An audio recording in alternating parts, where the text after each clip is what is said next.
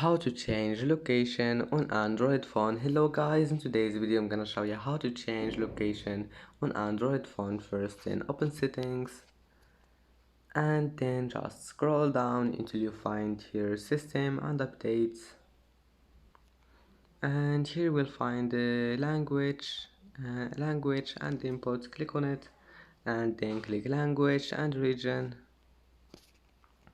and here we'll find your location. Now all you need to do is just click on it and then select any location you want here,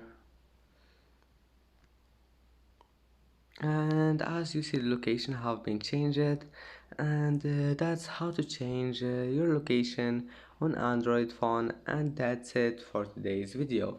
If you like this video, don't forget like and don't forget subscribe, and thank you for watching this video until the end, and see you in the next video.